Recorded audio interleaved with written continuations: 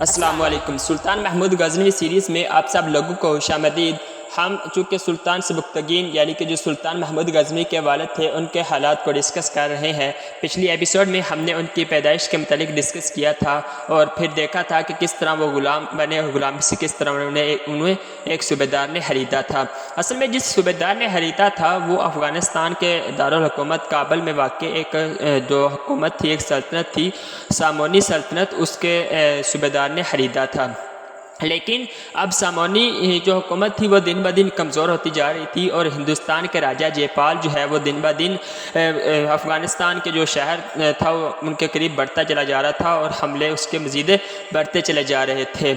जब ये सूरत हाल देखी तो जिस सूबेदार ने सुल्तान सबुक्तगीन को ख़रीदा था उसने ये फ़ैसला किया कि क्यों ना बगावत करके हम इस जो नाम का बराए नाम का सुल्तान है उसको उतार के अब इसकी सल्तनत का ज़िम्मेदारी हमें खुद संभालनी चाहिए, क्योंकि अगर यही हालात रहे तो राजा जयपाल जो है वो एक दिन पूरे का पूरा अफ़गानिस्तान अपने कब्ज़े में ले लेगा और मुसलमानों के लिए जीना हराम कर देगा।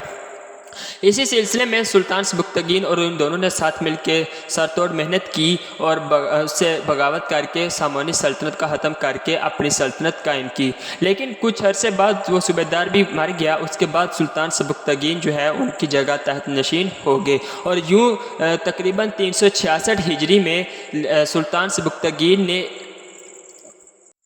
सबुक्तगीन ने 366 हिजरी में एक आलादा खुद मुख्तार सल्तनत की बुनियाद रखी, जिसको आले सबुक्तगीन या फिर गज़नवी सल्तनत भी कहा जाता है।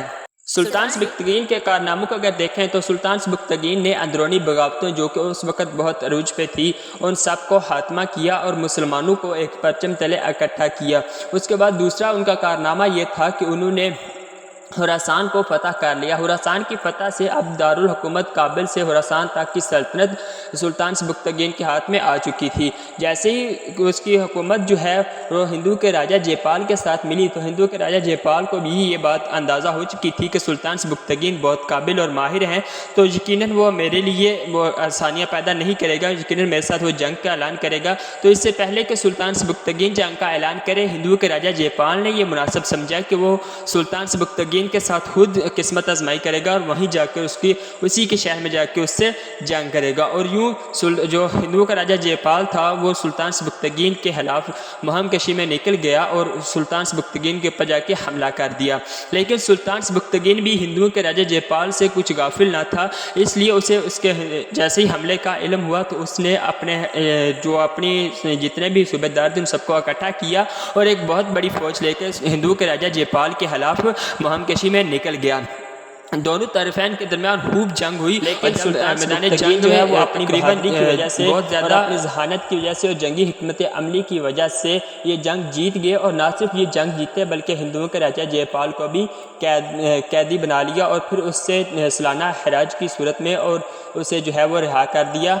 लेकिन हिंदुओं के राजा जयपाल जो है वो अपनी सरकशी पर बाज रहा। उसने यहाँ तो वादा किया था कि मुझे छोड़ो मैं तुम्हें हराज दूंगा और सुल्तान सबुक्तगीन को तस्लीम भी किया था, लेकिन वापस जाकर उसने हराज नहीं भेजा और दोबारा सुल्तान से जंग का ऐलान कर दिया। इंशाल्लाह हम नेक्स्ट एपिसोड में डिस्कस करेंगे कि उसने दोबारा जो है वो जब ऐलान का जंग किया तो सुल्तान सबुक्तगीन ने उसके साथ कैसा रवैया इख्तियार किया और किस तरह जो है उससे दोबारा जंग जीती।